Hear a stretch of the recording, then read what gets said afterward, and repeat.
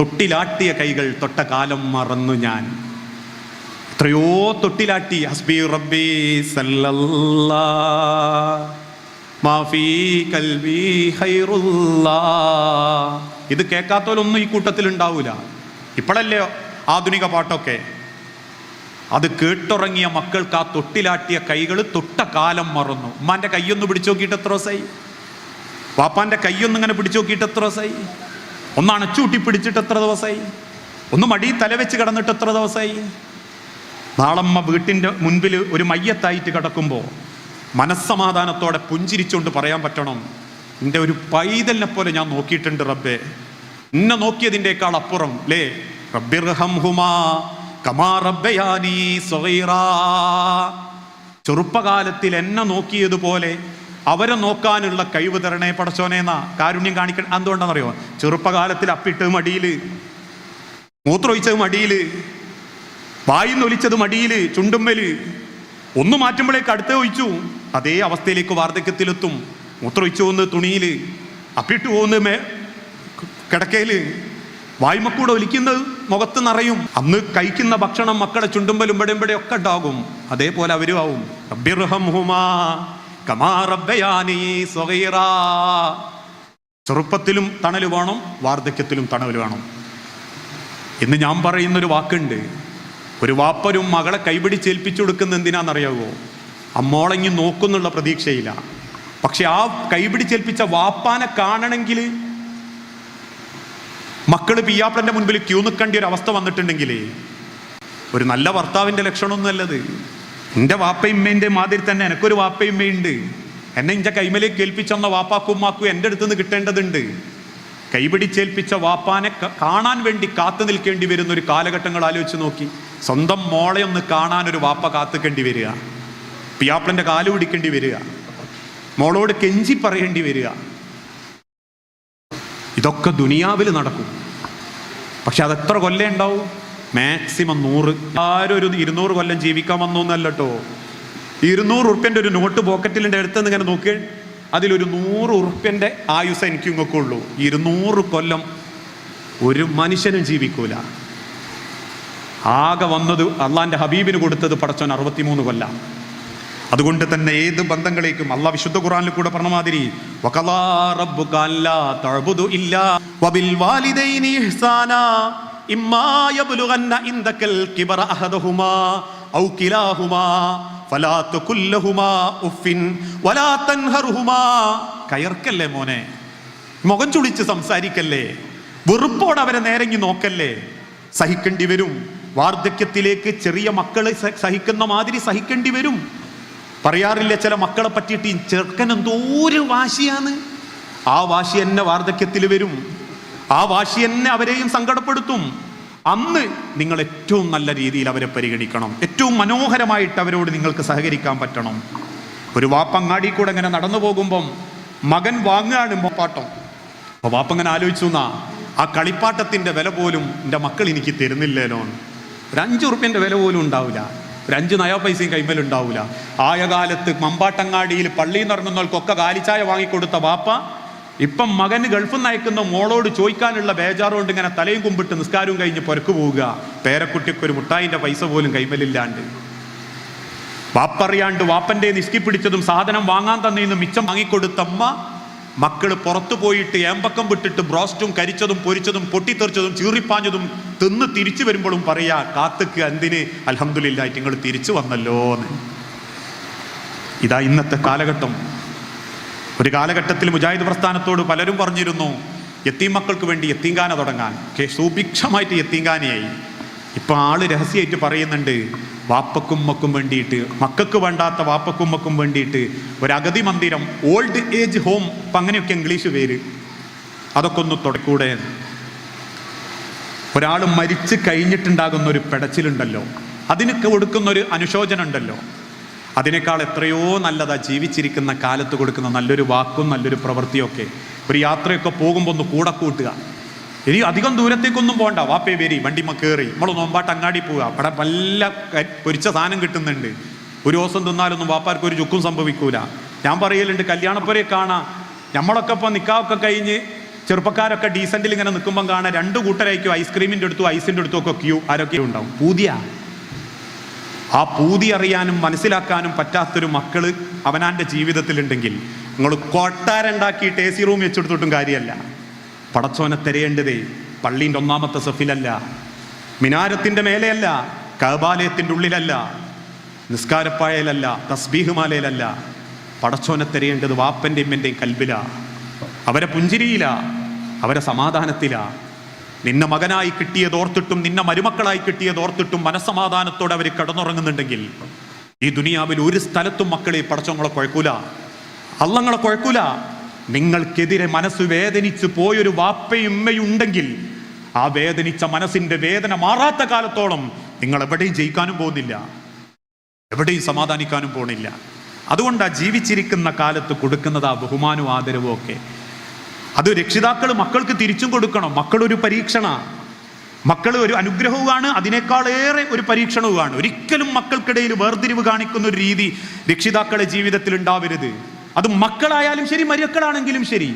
ഇന്ന് സ്നേഹത്തിൽ മാത്രമല്ല, ചിലർ സമ്പത്തിൽ വരെ വേർതിരിവാ. ചില മക്കൾക്കൊക്കെ കണ്ണായ സ്ഥലം ആദ്യം എഴുതി കൊടുക്കും, മരിച്ചു കഴിഞ്ഞിട്ടേ ഇത് ആരും അറിയൂ, മക്കൾ അറിയൂ. ബാക്കിയുള്ള മക്കൾ ആ വാപ്പാന്റെ ചതിയും ഉമ്മാന്റെ ചതിയും ആലോചിച്ച് മനസ്സ് ബേജാറായി ജീവിക്കുന്നുണ്ടെങ്കിൽ ഖബറിൽ പോലും സ്വൈര്യം കിട്ടൂല. അള്ളാന്റെ ഹബീബ നബി തങ്ങൾ വെറുതെ പറഞ്ഞതല്ല. ഒരു മനുഷ്യൻ ജീവിക്കുകയും പടച്ചോനെ ഭയപ്പെടുകയും നിസ്കരിക്കുകയും നോമ്പ് നോൽക്കുകയും അള്ളാഹുവിന് കീഴ്പ്പെട്ട് ജീവിക്കുകയും ചെയ്തൊരു വ്യക്തി മരണസമയത്ത് അവന്റെ അനന്തര സ്വത്തിൽ എന്തെങ്കിലും അന്യായം കാണിച്ചിട്ടുണ്ടെങ്കിൽ, അവന്റെ മക്കൾക്കിടയിൽ വേർതിരിവ് കാണിച്ചിട്ടുണ്ടെങ്കിൽ, ഇല്ലാ ദഖലന്നാർ, ആ വാപ്പയുമേ നരകത്തിലായിരിക്കും, ആ വാപ്പയുമേ നരകത്തിലായിരിക്കും. ഇത് ഹക്കായ നിലക്ക് മക്കൾ നല്ല നിലക്ക് നോക്കിയിട്ടും ഒരുത്തം മണിയടിച്ചു വരുമ്പോ ആ മക്കൾക്ക് വേർതിരിവ് കാണിച്ച് എഴുതി കൊടുക്കുന്നവനെ പറ്റിയാട്ടോ പറഞ്ഞ്. അല്ലാതെ ആയ കാലത്ത് ഉമ്മാനെയും വാപ്പാനെയും നോക്കാണ്ട് ചവിട്ടിത്തേച്ച് ഇറങ്ങിപ്പോയിട്ട് അവനാന്റെ സൗകര്യം മാത്രം നോക്കുന്ന മക്കളെ പറ്റിയല്ല. നല്ല നിലക്ക് നോക്കിയിട്ടും അവസാനം ചതിച്ച് മക്കളെ ചതിക്കുന്ന വാപ്പാരുമാരുണ്ട്. നിങ്ങളെ നല്ല ഞാൻ പറയുന്നത്, സ്വത്ത് എഴുതി വെക്കുന്നതിൽ, കണ്ണായ സ്ഥലം മാറ്റി വെക്കുന്നതിൽ. ചില പെൺകുട്ടിക്ക് മാത്രം കൊടുക്കൂ. ആൺകുട്ടികളെ പറ്റി പറയും, ഓൻ അയച്ചുണ്ടാക്കിക്കോട്ടെ. എന്താ? ഓൻ്റെ ഓളോടുള്ള ദേഷ്യ, ഓൻ ഒന്നുമില്ലാത്തടത്തുനിന്ന് കിട്ടിയതുകൊണ്ട് ഓളോടുള്ള ദേഷ്യം ഓനോട് തീർത്ത്. എങ്ങനെ? സ്വത്തിൽ കുറേ മോക്കങ്ങ് കൊടുത്തിട്ട് പറഞ്ഞു, ഉമ്മൻ്റെ കൈത്തിലും കാൽമലൊക്കെ ഉള്ളു, മരിക്കുന്നതിന് മുമ്പ് ഉമ്മ ഉരിയം കൊടുത്തു. ആർക്ക്? അവക്ക് കൊടുത്തു. മാരങ്ങനെ കൊടുക്കുന്നതിനല്ലോ. പെൺകുട്ടിക്ക് മാത്രം കൊടുക്കരുത്. ആൺകുട്ടിക്കും പെൺകുട്ടിക്കും ഇസ്ലാം പഠിപ്പിച്ചൊരു കണക്കുണ്ട്. അത് അനന്തര സ്വത്തിന്റെ നിയമ, ഫറായിൽ നിയമ. ആ നിയമത്തിൽ നിങ്ങൾ എന്തെങ്കിലും അന്യായം കാണിച്ചാൽ ദഖലന്നാർ, നരകത്തേക്ക് പോകേണ്ടി വരും. ഇനി അഥവാ വാപ്പനിമ്മനെ സ്നേഹിക്കുന്ന മക്കൾ ആദ്യം ചെയ്യേണ്ടത് എന്താ? മരണപ്പെട്ടതിന് ശേഷമേ അനന്തര സ്വത്ത് വീതുള്ളൂ. അനന്തര സ്വത്ത് മരണപ്പെട്ടതിന് ശേഷം വീതിക്കാനാ ഇസ്ലാമിക ചരിത്രത്തിൽ. മക്കൾക്കിടയിൽ ഒരു പ്രശ്നം വരാതിരിക്കാനാ. അങ്ങനെ വന്നാൽ ആ മക്കളിൽ നിന്ന് തലമുറകൾ മാറി മാറി മാറി മക്കൾ വാപ്പനിമ്മനെ വെറുക്കും. ഇന്ന് വെറുക്കുന്നുണ്ട്. 3 മധ്യസ്ഥം ഞാൻ ഇപ്പൊ കഴിഞ്ഞു, 3ാമത്തെ തലമുറയിൽ. എന്താ കാരണം? 3 തലമുറകൾക്ക് മുൻപുള്ള അമ്മ വാപ്പ വസിയത്ത് എഴുതി വെച്ചു പോയി. ആർക്ക്? മക്കളിൽപ്പെട്ട 1-2 ആക്ക്. ഇപ്പോഴും തീർന്നിട്ടില്ല. 3 തലമുറകൾക്ക് ഇപ്പറുള്ള പേരക്കുട്ടികൾ വരെ തമ്മിപ്പിണങ്ങില്ല. 8 കുടുംബം. ഇതിലാരാ ഉത്തരവാദി? അതുകൊണ്ടാ മരിച്ചിട്ട് അനന്തര സ്വത്ത് വീതിക്കേണ്ടത് എന്ന് പറയുന്നത്. ജീവിച്ചിരിക്കുമ്പോഴല്ല. അത് കൊടുക്കുകയാണെങ്കിൽ പോലും മറ്റുള്ളവരോട് അതിന് ബോധ്യപ്പെടുത്തി കൊടുക്കണം. അതൊന്നും പറഞ്ഞാൽ തീരാത്തത്. അത് പറയാൻ തന്നെ വേണം ഒരു ദിവസം അനന്തര സ്വത്ത്. അത് പറയുമ്പോൾ ചിലർക്ക് കിട്ടാനുള്ളതിനെ പറ്റിയ ധാരണ ഉണ്ടാവും, കൊടുക്കാനുള്ളതിനെ പറ്റിയ വലിയ ധാരണ ഒന്നും ഉണ്ടാവില്ല. ആ അനന്തര സ്വത്തിന് വാപ്പയമ്മയും മരിച്ചാൽ എന്താ ചെയ്യേണ്ടി? ആദ്യം അവർക്ക് കടമുണ്ടോ? ആ സ്വത്ത് വിറ്റിട്ട് തികയുന്നില്ലേ, മക്കൾ കൂട്ടണം. എന്നിട്ട് ആ കടം വാപ്പാന്റെ വീട്ടിൽ കൊടുക്കണം, ഉമ്മാന്റെ വീട്ടിൽ കൊടുക്കണം. ഖബറിൽ അവർക്ക് സമാധാനത്തോടെ കിടക്കാൻ. ഇന്ന് ഞാൻ പറയാറുണ്ട്, പള്ളിയിൽ നിസ്കരിക്കാൻ പോകുമ്പോൾ ആദ്യം പറയാതാ, എന്തെങ്കിലും സാമ്പത്തിക ബാധ്യതയുണ്ടെങ്കിൽ മൂത്ത മകൻ മുനീറിനെ ബന്ധപ്പെടാൻ പറഞ്ഞിട്ടുണ്ട് എന്ന്. ബേക്കുന്നൊരുത്തൻ പറഞ്ഞു, സുബ്ഹാനല്ലാഹ്, മുനീർ ഓൻ്റെങ്കിലും തന്നാൽ മതിയേനു.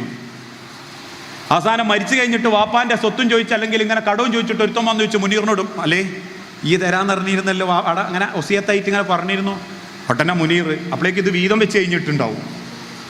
എനിക്കൊന്നും കിട്ടിയിട്ടില്ല. ആ മമ്പാട് മലന്റെ മേലുള്ള വാപ്പാന്റെ ആ 12 സെന്റ് അപ്പം കിട്ടി. ആ റോഡ് സൈഡിലുള്ളത് കിട്ടിയത് ഇളയോൻ ജമാലിനാ. നിങ്ങൾ ഓൻ്റെ അടുത്ത് പോയിക്കോളും. ജമാലിൻ്റെ അടുത്ത് പോകുമ്പോൾ ജമാൽ പറയും, ഉമ്മ അന്നുള്ള 65 പവനും പിന്നെ ഈ സ്വത്തിൻ്റെ കൂടി കൊടുത്തത് സുലൈത്താത്തക്കാ. നിങ്ങൾ സുലൈത്താത്തന് പോയി കാണും, അല്ലെ അളിയനെ കണ്ടോളി. അവസാനം വാപ്പാക്ക് ഖബറിലൊരു സ്വൈര്യം ഉണ്ടാവില്ല, മക്കൾ ഇങ്ങനെ തമ്മിൽ തറ്റുന്നുണ്ടാവും. അതുകൊണ്ടാ വാപ്പാരെ പറഞ്ഞത്, മരിച്ചു കഴിഞ്ഞാൽ ഉടനെ നിന്റെ കടങ്ങ് വീട്ടണം, എന്നിട്ട് ബാക്കി നിങ്ങൾ എടുത്താൽ മതിയെന്നാ. അങ്ങനെ എടുക്കാനേ പാടുള്ളൂ എന്നാ. അത് എഴുതി വെക്കൽ ഒരു രക്ഷിതാക്കളെ ബാധ്യതയ്യ. അതുകൊണ്ട് മക്കളങ്ങൾ ഇടങ്ങാറാക്കരുത്, മക്കൾക്കിടയിൽ വേർതിരിവുണ്ടാക്കരുത്. ഇന്ന് പ്രത്യേകിച്ച് ഒരു ഫാഷൻ ലോകത്താണ് നമ്മളെ മക്കൾ ജീവിച്ചുകൊണ്ടിരിക്കുന്നത്. ലിബറലിസം അത്രയേറെ നമ്മളെ മക്കളെ സ്വാധീനിച്ചുകൊണ്ടിരിക്കുന്നുണ്ട്. വയലൻസ് ആണ് അവർ ഇഷ്ടപ്പെടുന്നത്. നിങ്ങൾ ചിന്തിച്ചു നോക്കൂ, കണ്ടാൽ ഭയപ്പെടുത്തുന്ന പേടിപ്പെടുത്തുന്ന കാഴ്ചകളിലേക്കാണ് നമ്മളെ മക്കൾ മനസ്സ് പോകുന്നത്. ഇക്കഴിഞ്ഞ ദിവസം ഒരു വാപ്പ സങ്കടത്തോടെ എൻ്റെ അടുത്ത് വന്നിട്ട് പറഞ്ഞു, കൊലച്ച വായ ഉണ്ടായിരുന്നു ഒരു 5-8 ഒക്കെ അങ്ങനെ ഒടിഞ്ഞു തൂങ്ങി കിടക്കുന്നു എന്ന്. അപ്പൊ ഞാൻ ചോദിച്ചു, എന്തേ കാറ്റടിച്ചതാ? അല്ല, ചെറുക്കൻ തലേന്ന് രാത്രി ഏതോ ഒരു സിനിമ ഉണ്ട്, പിറ്റേന്ന് കത്തി എടുത്തിട്ട് ഇങ്ങനെ അണച്ചുകൂട്ടി പിടിച്ച് കുത്തുക വായക്ക്. എന്തേ ഓ സിനിമയെ കണ്ടാതാ? അത്രയേറെ വയലൻസ്. നിങ്ങൾ ആലോചിച്ച് നോക്കൂ. ഈ മലപ്പുറം ജില്ലയിൽ ഒരുത്തൻ ഉദ്ഘാടനം ചെയ്യാൻ വന്നു, റോഡ് ബ്ലോക്കായി, പോലീസ് ഇടപെട്ടു. അവസാനം ഇടപെട്ട പോലീസ് ആ വന്ന ഇൻഫ്ലുവൻസറോട് തിരിച്ചു പോകാൻ പറഞ്ഞപ്പം അവിടെ ഉദ്ഘാടനത്തിന് കൂടി നിൽക്കുന്ന 8-10 വയസ്സുള്ള മക്കൾ പോലീസിനോട് ഒരു വാക്ക്, കേരളം ഞങ്ങൾ കത്തിക്കും. ഞാളെ യൂട്യൂബറെ കൊണ്ടുവരാൻ സമ്മതിച്ചിട്ടില്ലേ, കേരളം ഞങ്ങൾ കത്തിക്കും. എന്താ ഇപ്പൊ യൂട്യൂബറുടെ ക്വാളിറ്റി? കഴിക്കുന്ന ഭക്ഷണം ആമാശയത്തിന് പകരം അടിവസ്ത്രം പൊക്കി ആസന്നത്തിലേക്ക് ഇടും. പിരിഞ്ഞ മുടിയുമായി നാട്ടുകാർ മൊത്തം തെറി പറയും. മനുഷ്യന്റെ തോന്നിയാസങ്ങളുടെ പറ്റി ഇതൊക്കെയല്ലേ ഇപ്പം വയലൻസ് ഇഷ്ടപ്പെടുന്ന ആഗ്രഹങ്ങൾ? അതിനേക്കാളേറെ അതിലേക്ക് പ്രേരിപ്പിക്കപ്പെടുന്ന കാഴ്ചകൾ, വെടിവെക്കുന്ന ഗെയിമുകൾ, പക്ഷാഘാതങ്ങളിലേക്കും മനുഷ്യന്റെ ഇൻഡിവിജ്വൽ അറ്റൻഷൻ 15 സെക്കൻഡിലധികം മക്കളെ മനസ്സിൽ നിൽക്കുന്നില്ല. നിങ്ങൾ വിചാരിക്കേണ്ട മക്കൾ പൊട്ടന്മാരാന്ന്. ഞാനൊക്കെ എന്തുങ്ങനെ കണ്ടാ എന്റെ മനസ്സിലുണ്ടാകുന്നു, ഉണ്ടാവുന്നില്ല. 15 സെക്കൻഡ് റീൽസിൽ 10 സെക്കൻഡ് ആകുമ്പോഴേക്കും ഓനത് തോണ്ടിണ്ടാവും. ഓനത് മതിയായി, ഓനത് മതിയായി. അവന്റെ ഇൻഡിവിജ്വൽ അറ്റൻഷൻ നഷ്ടപ്പെട്ടുകൊണ്ടിരിക്കുക. അവന്റെ മൈൻഡ് അതിലേക്ക് മാത്രം ചുരുങ്ങിക്കൊണ്ടിരിക്കുക. വയലൻസും ഹീറോയിസം എന്ന് പറഞ്ഞാൽ ചുണ്ടിലെരിയുന്ന സിഗരറ്റും കൊലപാതകങ്ങളും വെടിവെക്കലുകളും കഴുത്തുമുറിക്കലുകളും തച്ചുകൊല്ലലുമാണെന്ന് നമ്മളെ മക്കളെ ബോധ്യപ്പെടുത്തുന്ന നവലിബറൽ കാഴ്ചകളിലെ ലോകത്തേക്ക് മക്കൾ പോകുമ്പോ ആ മക്കൾക്ക് വേണ്ടിയിട്ട് ജീവിതം ചിട്ടപ്പെടുത്തി കൂട്ടിപ്പിടിച്ച് പടച്ചോനോട് പ്രാർത്ഥിച്ചൊരുങ്ങേണ്ട രക്ഷിതാക്കൾ പോലും ഈ 15 സെക്കൻഡിന്റെ റീൽസിലാണ്. പിന്നെങ്ങനെയാ നമ്മളെ നാടും മക്കളും വഴി തെറ്റിയതിൽ നിന്ന് നേരെ വഴിക്ക് വരാൻ സാധിക്കുക? വിശുദ്ധ ഖുർആനിലൂടെ അല്ലാഹു തആല പറഞ്ഞൊരു വാക്കുണ്ട്, ഞാൻ അവസാനിപ്പിക്കുക. ഒരൊറ്റ ആയത്ത് കേട്ടപ്പോഴേക്കും മദീനത്തെ പള്ളിയിലെ പലരും ബോധം കെട്ട് വീണു. ഏതാ ആയത്ത്?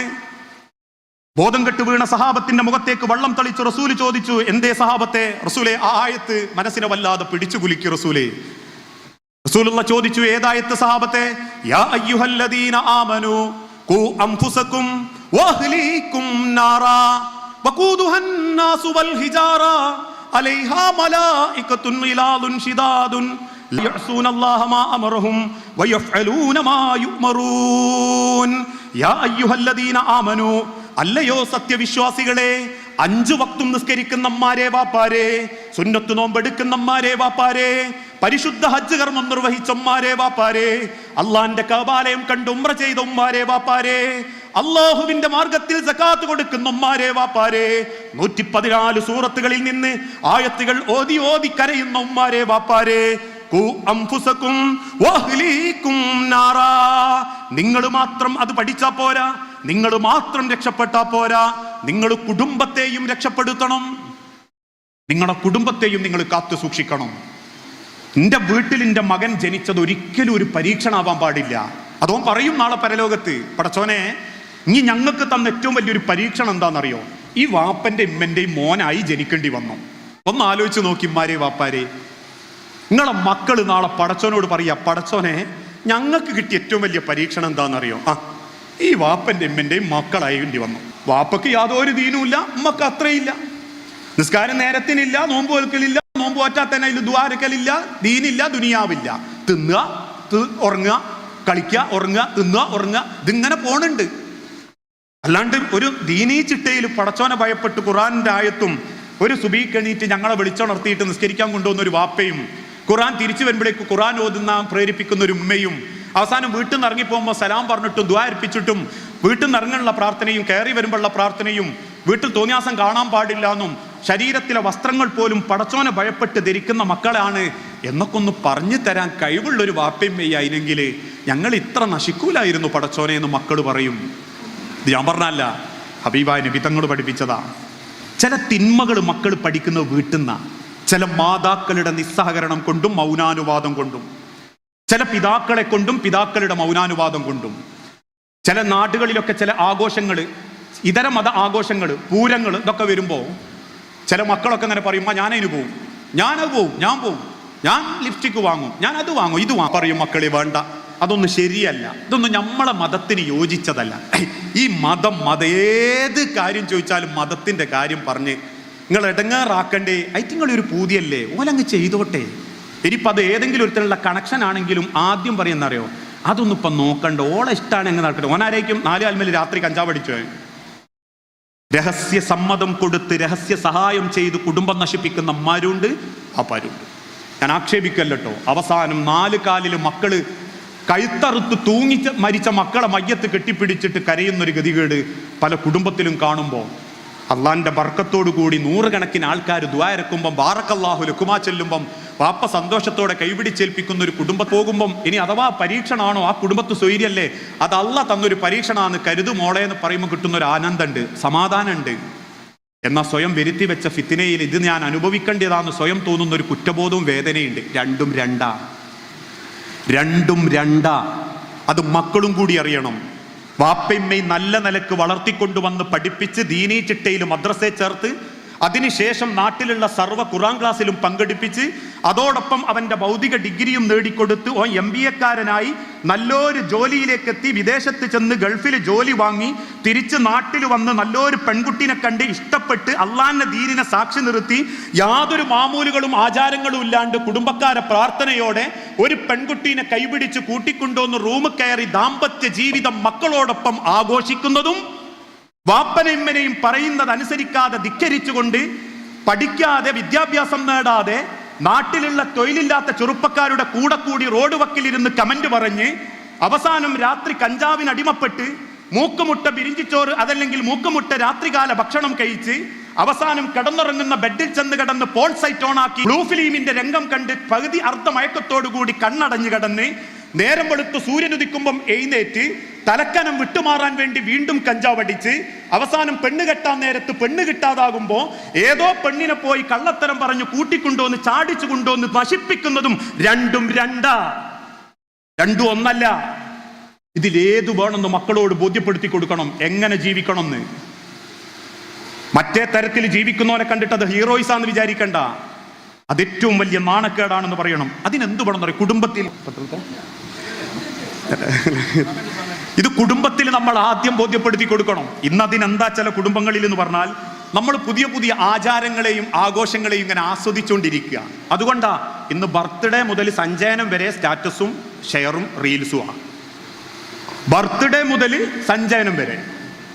ഈ ബർത്ത്ഡേ ഒന്നും പാടില്ലട്ടോ, കാരണം അത് പിന്നീട് സ്വയം ആഘോഷിക്കാനുള്ള വകുപ്പുകളിലേക്ക് എത്തും. നിങ്ങൾ ചിന്തിച്ചു നോക്കിയിട്ടുണ്ടോ ഈ മതത്തിന്റെ പേരിൽ പുതിയ പുതിയ ആഘോഷങ്ങളൊക്കെ വന്നത് എങ്ങനെയാണ്?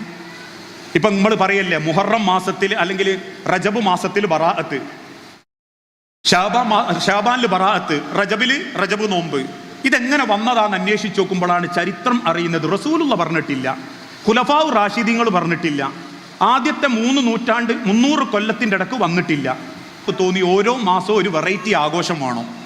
അങ്ങനെ വന്നു. റജബിൽ അത്, ഷാബാനിൽ ബറാഅത്ത്, റമളാനിൽ നോമ്പ്, ഷവ്വാലിൽ പെരുന്നാള്, അങ്ങനെ വന്നതാ മൗലൂദും ഒക്കെ. അതുകൊണ്ട് ആ തൈവ പാടിയതും മൗലൂദ് കൈക്കൽ മുമ്പ് പതിവില്ലാത്തതാ, അത് ഹിജ്റ 300 ശേഷം വന്നതാ. ഇങ്ങനെ വന്നതാ.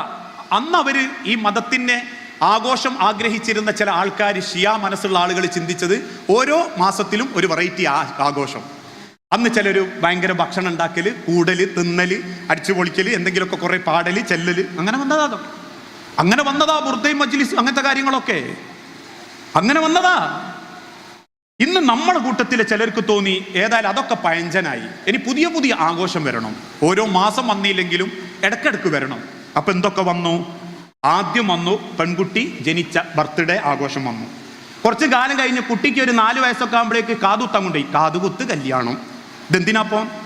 ഷെയർ ഇടാനും ലൈക്ക് വാങ്ങാനും വീഡിയോ പകർത്താനും. കുറച്ച് കഴിഞ്ഞ് കുട്ടിക്ക് ഒരു 7 വയസ്സായി, ഓക്കും വലിയ പെണ്ണാന്ന് അറിയിച്ചു, അപ്പോൾ മാസ കല്യാണം. ഇങ്ങനെ പോകുക ഓരോന്നും.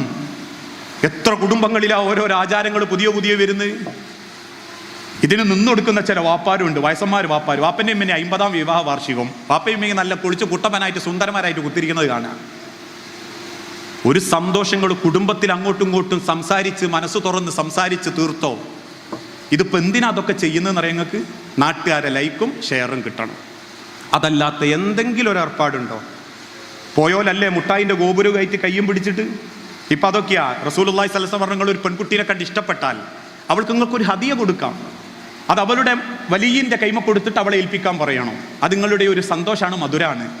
അതുകൊണ്ടാണ് കണ്ടുപോകുന്ന പെൺകുട്ടിക്ക് എന്തെങ്കിലും കൊടുക്കാന്ന് പറയുന്നത്.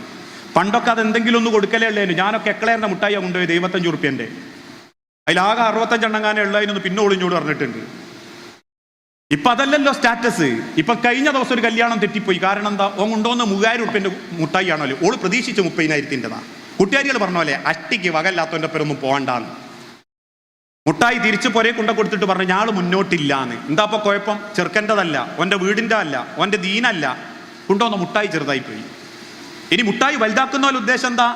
പോകാനായിട്ട് കുറേ മാരും ഉണ്ടാവും. ഞാൻ കുറ്റം പറയല്ലോ കേട്ടോ. പർദ്ദട്ടോള്, ചുരിദാർ ഇട്ടോള്, ടോപ്പ് ഇട്ടോള്, പിന്നെ കൂടെ കാണാൻ കുറേ വയസ്സെത്തിമാർ, കുറേ വെള്ളത്തുണി കുപ്പായിട്ട കാരണവന്മാരും.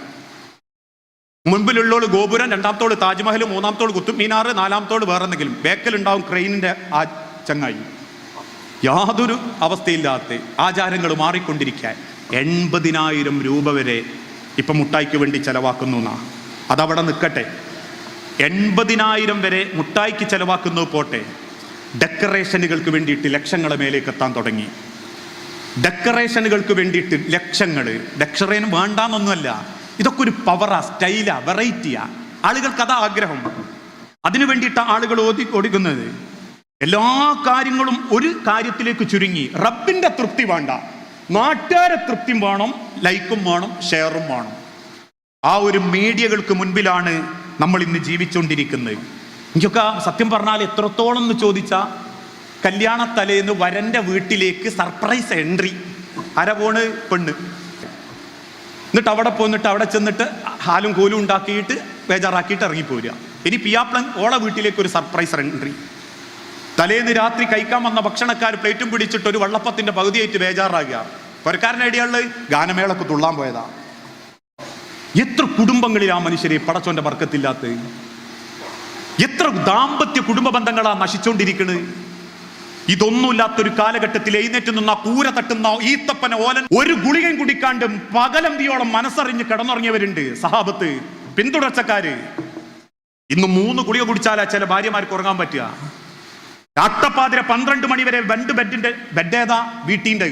കിടക്കേതാ? ഡ്യൂറോഫെക്സ്, മെല്ലെ കുഷ്യനുള്ളത്. തൽക്കാണിയോ ഇരുന്നാ കിടന്നാ എണീക്കാൻ തോന്നാത്ത.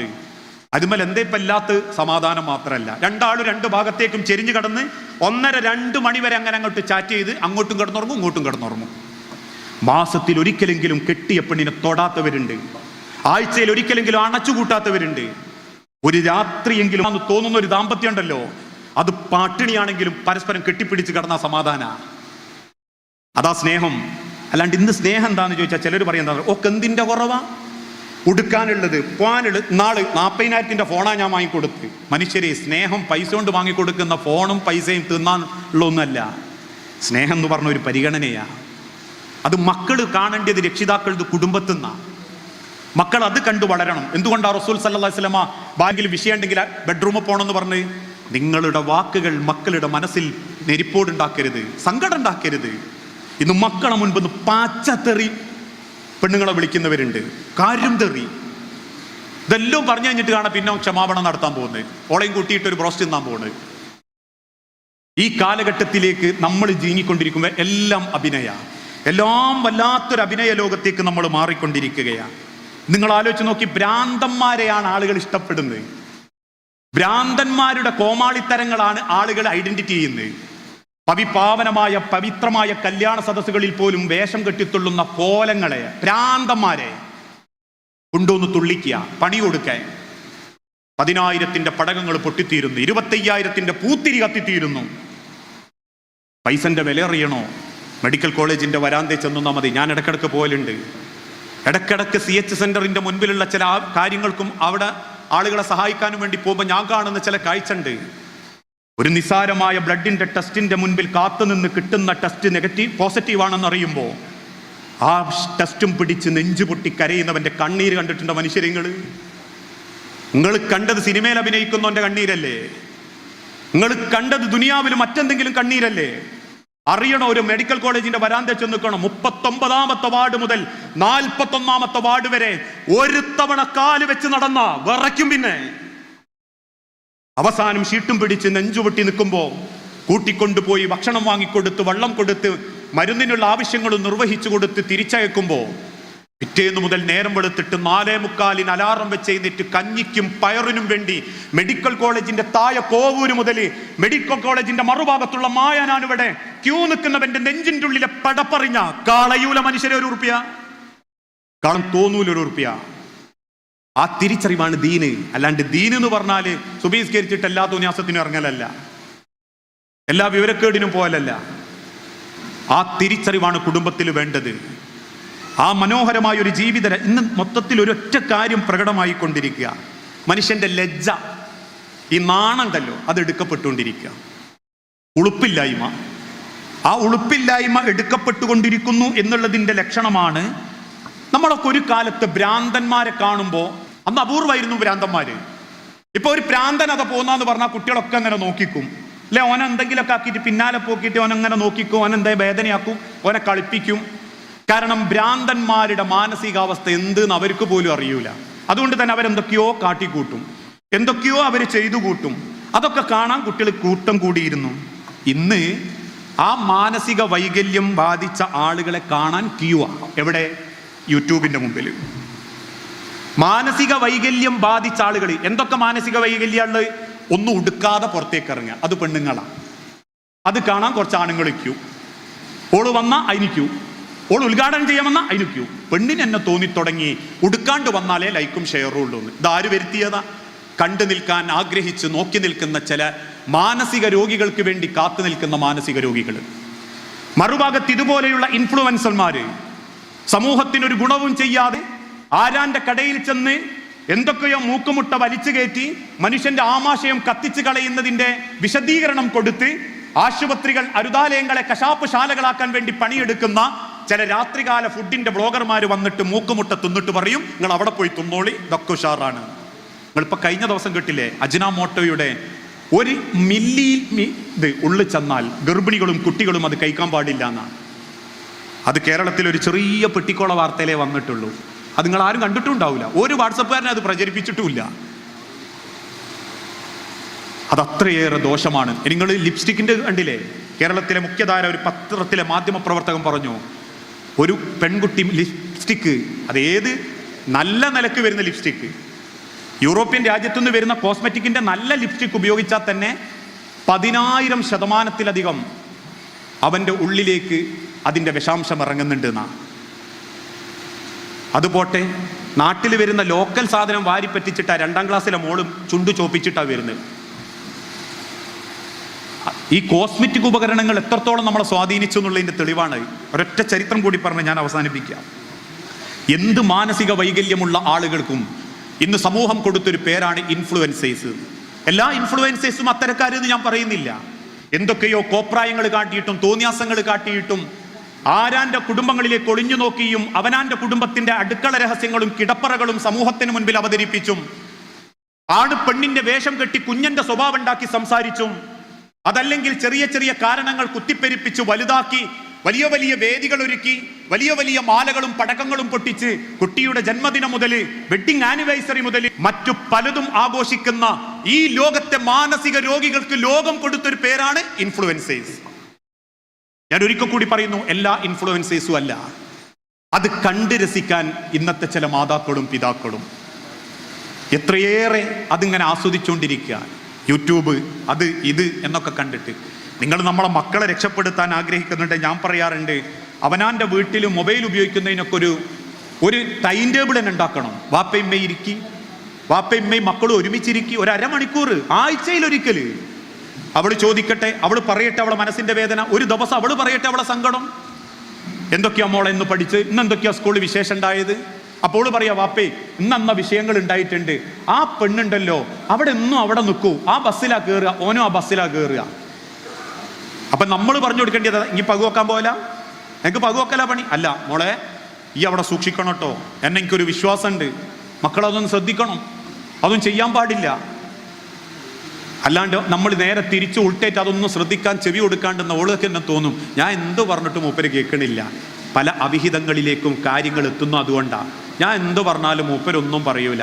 എന്നാൽ ഓളയിൽ കൂടി ഓനൊരു ഹായ് ഇട്ടു, ഇങ്ങോട്ട് ഹായ് ഇട്ടു, അങ്ങോട്ട് കൂയിട്ടു, ഇങ്ങോട്ട് കൂയിട്ടു. പിന്നെ രണ്ടാമത്തെ ചോദ്യം, ഇന്നെന്താ കറി? മാഷാ അല്ലാഹ് അടിപൊളി മത്തിക്കറി വീണ്. പരിഗണനയും സ്നേഹവും കുടുംബത്ത് കിട്ടുമ്പോഴേ ബന്ധങ്ങൾ ഇങ്ങോട്ട് കഠിനമാവും, രൂഢമാവും. അത് അധികം ദൂരത്തേക്കൊന്നും പോകണം. നിങ്ങൾ വിചാരിക്കേണ്ട ദിവസവും ഓളെ എവിടെ കൊണ്ടുപോകണോ? സ്വിറ്റ്സർലാൻഡ് കൊണ്ടുപോകണം, മലേഷ്യ വേണ്ട. മമ്പാട്ട റോട്ടുമ്പലേക്ക് ഇറങ്ങുമ്പോൾ ആഴ്ചയിൽ ഒരിക്കലോളം കൂട്ടിയിട്ടിറങ്ങിയിട്ട് പറയാ, നല്ല ചൂടുള്ള പഴംപൊരി കിട്ടും, വട കിട്ടും, അങ്ങോട്ടും ഇങ്ങോട്ടും ചെരിഞ്ഞുത്തിരുന്നിട്ട് രണ്ട് വർത്താനവും പറഞ്ഞ് രണ്ടാളും കൂടി ഒരു ഓട്ടോറിക്ഷയിലായാലും ബൈക്കുമലായാലും പൊരേ ചെന്നാൽ ഓക്കൊരു കൊല്ലത്തിൻ്റെ അടുക്ക് പുറത്തിറങ്ങിയതിൻ്റെ ഫീലിംഗ് ഉണ്ടാവും. അത് തിരിച്ചറിവാ. അതാ കുടുംബം. അതാണ് മനോഹരാക്കുന്നത്. കയറി വരുന്ന ഭർത്താവിനോട് എന്തൊക്കെ സങ്കടങ്ങൾ പറയാനുണ്ടെങ്കിലും മക്കളോട് ആദ്യം പറയാം, ഒപ്പം കുറച്ച് കിടന്നോട്ടെ മക്കളെ, കിടക്കുന്ന അയാൾ അരികിലേക്ക് കുറച്ച് വെള്ളം കൊടുത്തിട്ട് നിങ്ങൾ കുറച്ച് കിടന്നോളിട്ടോ, ആരും നിങ്ങളെ അലസാക്കാൻ വരൂല, മതി.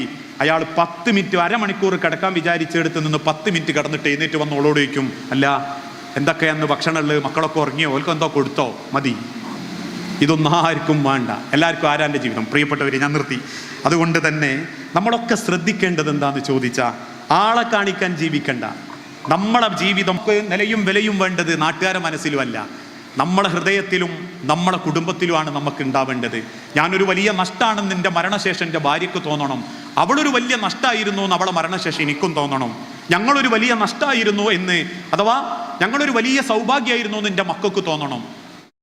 ആ തിരിച്ചറിവാണ് കുടുംബം, ആ തിരിച്ചറിവാണ് ജീവിതം. അതേ അള്ളാഹു പറഞ്ഞിട്ടുള്ളൂ. അത് പരസ്പരം അനുസരിച്ചും ആഘോഷിച്ചും ജീവിക്കേണ്ടതിന് പകരം സമാധാനമല്ലാണ്ട് ഓരോ രാത്രിയും കിടന്നുറങ്ങുക, ആർക്കോ വേണ്ടി എണീക്കുക, ആർക്കോ വേണ്ടി തിന്നുക, ഒരു സ്വൈര്യം ഇല്ലാണ്ട് കിടന്നുറങ്ങുക, അങ്ങനെ പോവുക, ഇടയ്ക്കെന്തെങ്കിലും സൂക്കേട് വരിക, തട്ടിപ്പോവുക.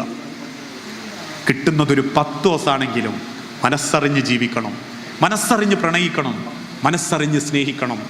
അവസാന യാത്രയിൽ ഈ ദുനിയാവിലെ പലരുടെയും മനസ്സിൽ സ്ഥാനം ഉണ്ടാക്കിയിട്ട്, അള്ളാഹുവിൻ്റെ അരികിൽ അതിനേക്കാളും വലിയ സ്ഥാനം ഉണ്ടാക്കിയിട്ട് പ്രാർത്ഥിക്കുന്ന ചുണ്ടുകൾക്ക് നല്ലൊരു അതിഥിയായി നമുക്ക് ഈ ദുനിയാവിന്ന് തിരിച്ചു പോകാൻ പറ്റിയ ജീവിച്ചു എന്ന് പറയാം. എവിടെ? അള്ളാൻ്റെ മുൻപിൽ, ആഖിറത്തിൽ.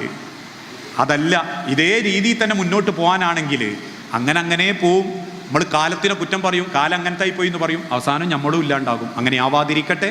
മാറട്ടെ മനസ്സുകൾ, തെളിയട്ടെ ഹൃദയങ്ങൾ, പരസ്പരം സ്നേഹിക്കുക. അള്ളാഹു അനുഗ്രഹിക്കട്ടെ. അള്ളാഹുവേ, ഈ ഒരുമിച്ച് കൂടെ ഇതേ രീതിയിൽ നിന്റെ സ്വർഗത്തിൽ ഇതിനേക്കാൾ ഭംഗിയായി നീ ഞങ്ങൾ ഓരോരുത്തരെയും ഒരുമിപ്പിച്ചു കൂട്ടണമേ. ഒരുപാട് തെറ്റുകുറ്റങ്ങൾ സംഭവിച്ചു പോകാറുണ്ട് റബ്ബേ. എല്ലാം വിട്ടുപുറത്തു മാപ്പാക്കി നിന്റെ സ്വർഗത്തിൽ നീ ഞങ്ങൾക്ക് ഓരോരുത്തർക്കും ഇടം നൽകി അനുഗ്രഹിക്കണമേ. മക്കളില്ലാതെ പരീക്ഷിക്കപ്പെടുന്ന ഒരുപാട് കുടുംബങ്ങളുണ്ട്. ഓരോ കുടുംബങ്ങളോടും നീ കാരുണ്യം കാണിക്കണമേ. ദാമ്പത്യ കുടുംബ ജീവിതത്തിൽ മനസ്സ് പ്രയാസപ്പെട്ട് ജീവിക്കുന്നവരുണ്ട് നാഥ. ആരുടെ സ്വഭാവത്തിനാണ് റബ്ബെ മാറ്റമുണ്ടാകേണ്ടത്, ആ മാറ്റം കൊടുത്ത് എല്ലാ കുടുംബത്തിൽ നീ സ്വസ്ഥതയും സമാധാനവും പ്രദാനം ചെയ്യണമേ. അല്ലാഹു മഗ്ഫിർ ലിൽ മുഅ്മിനീന വൽ മുഅ്മിനാത്ത് അൽ മുസ്ലിമീന വൽ മുസ്ലിമാത്ത് അല്ലഹിയാഹു മിൻഹും വൽ അംവാത്ത് ഇന്നക മുജീബുദ് ദഅവാതി യാ ഖാദിയൽ ഹാജാത്ത്. اللهم اعز الاسلام والمسلمين واذل الشرك والمشركين. اللهم اجرنا من النار، اللهم اجرنا من النار، اللهم اجرنا من النار. اللهم انصر لغزة. റബ്ബേ, ഗസയിലടക്കം ലോകത്തിൻ്റെ നാനാഭാഗത്ത് പ്രയാസപ്പെടുന്ന ഞങ്ങളുടെ സഹോദരങ്ങൾക്ക് ആത്യന്തികമായ സമാധാനവും സന്തോഷവും നീ നൽകി ഓരോരുത്തരോടും കാരുണ്യം കാണിക്കണമേ.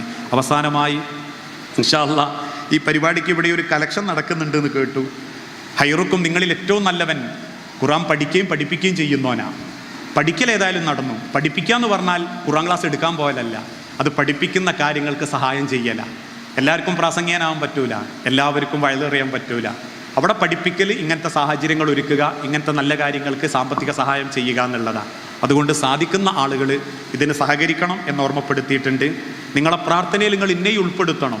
ഒരുപാട് യാത്ര ചെയ്യുന്ന ആളാണ്. എൻ്റെ വാക്കുകൾ എവിടെയെങ്കിലും അതിര് കടന്നു പോയിട്ടുണ്ടെങ്കിൽ പൊരുത്തപ്പെടണം. വസല്ലല്ലാഹു അലാ നബീന. അസ്സലാമു അലൈക്കും വറഹ്മത്തുള്ളാഹി വബറകാതുഹു.